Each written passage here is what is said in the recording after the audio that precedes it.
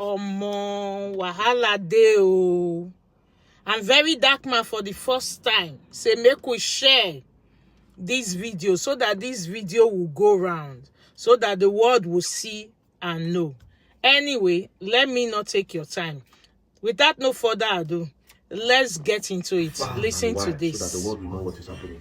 Now, this person on my screen, his name is BODMAS Prince Kemepadei. He's a very influential person in the Niger Delta region. When I mean influential, very, very influential. His influence covers Port Harcourt, Bayelsa, because he stays in Bayelsa and he has a temple in Bayelsa. His influence covers Port Harcourt, Bayelsa, and Delta State. He's very influential down to politics, money. He's so influential that if he overrides the police, he overrides the civil defense, and nobody talks to him because of his money and his influence. So, as you can see, Apostle BODMAS Prince Kemepadei, chairman, his own cultural heritage center. He also has a temple. As you can see, his temple is called Temple of Wonyi, his own cultural heritage. And he's also a member of the APC. Join the APC party membership so you know the kind of influence he has. His influence goes so deep. The police, he has influence in the police, he has influence in the military, he has influence with the civil defense. Now, this matter I'm about to put out there, they've all called. A lot of people have called me that I should not talk about this. But I told them, I said, no, we see evil like this, make I keep quiet. That means the blood of this boy where they involved go also cry on me. So I no go shut up. I will not shut up on this. Now, what happened? There is a boy. His name is Patrick Peresode. Now, Patrick Peresode has a deity, his ancestral deity that he serves. Now, BODMAS Kemepadei is a temple. He has his own deity that he serves, and he also has a temple. He has a lot of youths under him because his influence is so big. He has money, he has the connection. A lot of youths, they answer to him. Now, this Patrick is like a rebel. Patrick is saying that with the own influence that you have and the way you control the youth, especially in Bayelsa State, the Ijaw youth, why can't you empower the youth? He's always emphasizing on that. So therefore, Patrick always say that BODMAS is using tradition to deceive the youth, to cage them, empower them. So one day, Patrick now made this post on the 21st of December 2025. Patrick made this post where he said, I would like to test an AK-47 on you, BODMAS Prince Kemepadei. If it doesn't penetrate, I'll give you 10 million naira cash. You see what he did here? Sarcasm. He was trying to say, okay, since you deceive all these youth with juju now, or since you claim say you get juju, you get jazz, or you do tradition, you get control, you get power, come make we test you with AK-47.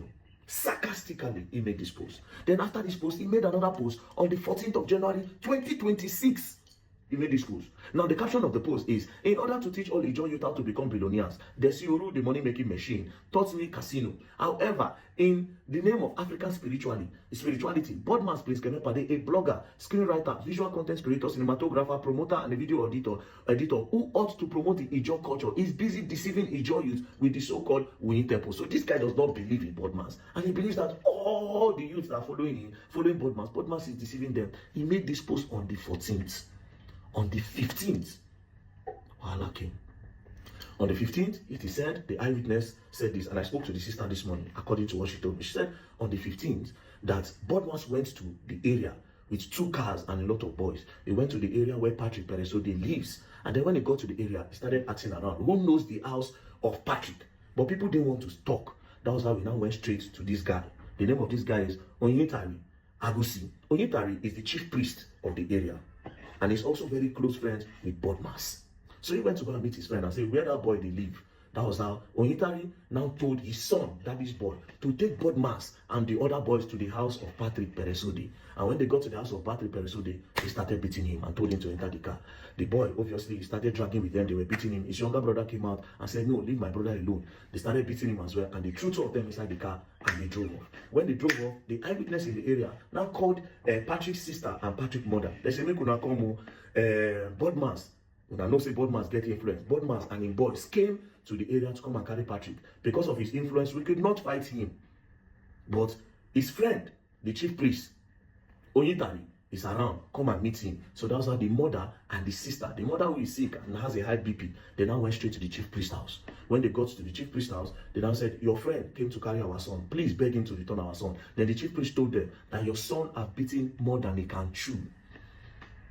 But they are going to release the younger brother. But you see him, they will make sure he stays there with them till the end of January. That as he speaks to them now, they are already torturing him. That since he thinks he's stubborn, that they are torturing him. So he told them that, please, just go home. Don't worry yourself. They will show him, they will teach him a lesson he will never forget. So that was how the mother and the sister left. Since he told them that, okay, they will return the younger brother to them. This happened on the 15th. On the 16th, they did not hear from them. On the 17th, the sister became disturbed. And the mother was also disturbed. So the sister told the mother that since you have BP, just wait in the house. Let me go and look for my brothers. So she started going to different police stations, from one police station to the other, to go and search for the boys, just in case they are locked up in the police station, and nobody told them. Then God so kind, she got to the police station close behind sports complex. It's called Poor Father in Bayelsa State. When she got there, she made entry, she wrote her name, she said this is the people she's looking for, she dropped her phone, and then they now called their names. God so kind, they now answered. Patrick and his younger brother. They brought them out, policemen were there. She now started asking the boy question with the Ijaw language. She asked him what happened, short bruises on his head and some funny injury. She now asked him what happened. The boy now said, well, it is because of the social media war that they have, then BODMAS and some boys came to the house. They now carried him and his younger brother to BODMAS's house. When they got to the house, they tied him, his hand to the back, and they tied his leg. They now used rod. They now hit his waist. They were now hitting his waist. They now used some side of cutlass. They were now hitting him. That even his head that is open, they used plank to hit him. So he explained all of this. The sister now said, okay, how are you feeling? He said he's not feeling good. They now returned him back to the station. Now, the sister now started making inquiries on how to get him out. Police, they were now giving her sign of Omonamonio. So she now went back to the area.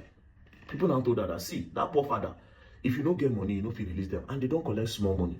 Make sure say you owe plenty money before you feel release them. She now went back to the IPO and said she needs to release them. They now said they will not be able to do anything because BODMAS is not around. That it is BODMAS that brought them. That BODMAS is not around. Now, the brother now also told her that it was during early hours of the 16th that BODMAS took them to the station. After he had tortured them, that was when he now took them to the station to go and drop them there. Anyways, so the lady went back to start looking for money. Eventually, on the 17th, she don't see money. On the 17th, she don't see money. On the 18th, she don't see money. On the 19th, somebody now gave her a loan of 100,000. But they still told her that this 100,000 naira will not be enough. While she was still going everywhere to look for money, on the 20th, at about 3:45 p.m., the IPO of the case now called her and said, where are you? She said she's not around. He said, come, anywhere you are, leave what you are doing, come and carry your brother. She said, yeah, okay, but I'm not around. I said, just send anybody or just come and carry your brother. So that was how she now rushed to the police station area, but one of their uncle have already gone to carry the boy. When they carried the boy was not standing properly. He could not talk. He know if he talk again, he was just looking at them like mumu. So immediately, I don't want to miss it. Immediately, they rushed the boy to General Hospital Amasoma. When they got to General Hospital Amasoma, when the hospital saw the condition of the boy, they immediately referred them to Teaching Hospital Okolobri. When they got to Teaching Hospital Okolobri, they saw the way the things was going. The nurse, the doctor, they said, we know if you take care of this boy. They now told them that they should go to FMC Unogwa.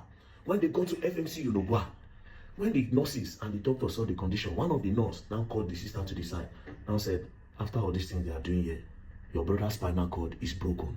If you notice, even when we held his neck, it's only when we hold his neck like stand. Immediately we take out his neck will just go back. His neck bones have also been broken.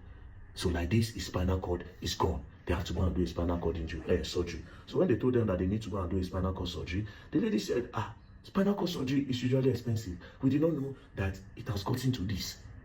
It's expensive. They now said, I've given you the hint I want to give you. Take this boy to UPTH Port Harcourt for the surgery.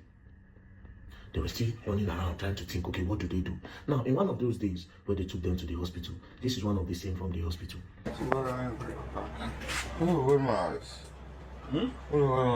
Yes,